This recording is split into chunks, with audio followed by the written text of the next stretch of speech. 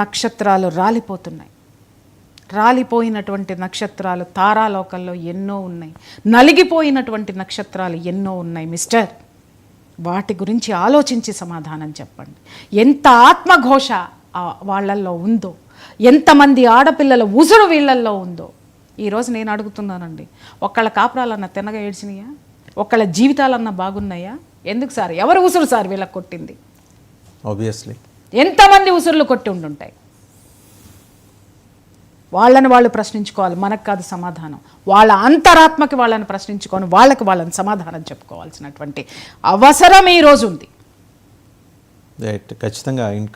అంటే ఇక్కడ చిన్న విషయం లాస్ట్లో నేను ముగిస్తున్నా ఏంటంటే, ఇలా ఇండస్ట్రీలని కార్పొరేట్స్, మనం ఇండస్ట్రీ గురించి మాట్లాడుకుంటున్నాం ఏంటి వాసుదేవ్ గారు? మీరు నాకు ఇక్కడ కూర్చోబెడితే నేను 365 ఎపిసోడ్లు ఇస్తాను నేను మీకు.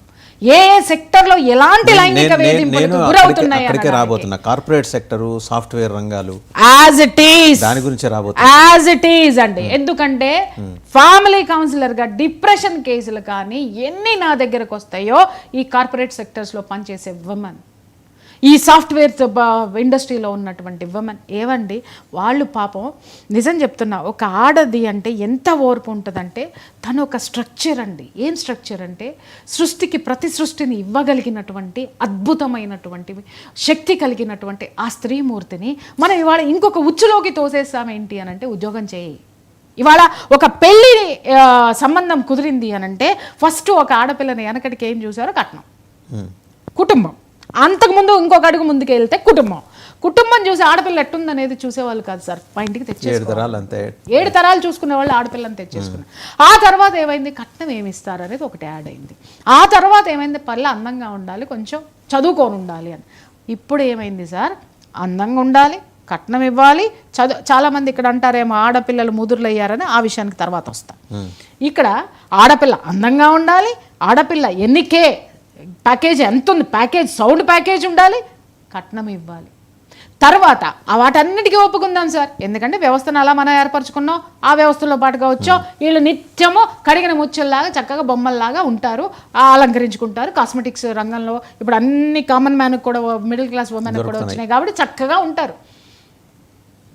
ఉద్యోగానికి వచ్చేసరికి రాత్రిపూట 2 నెలలు షిఫ్ట్లు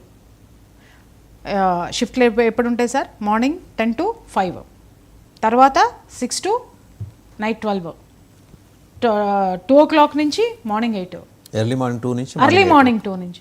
ఏమండి, సాయంత్రం 5 దాటిన తర్వాత ఈవినింగ్ అయ్యేసరికి ఒక స్త్రీ బాధ్యత ఏంటండి? సంసారం. అవునా?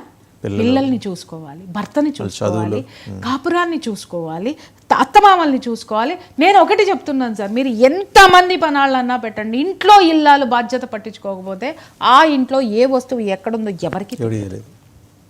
ఓకే, ఆ ఇల్లులానే ఉండదు. మహా అయితే మీరు వెళ్తే ఏ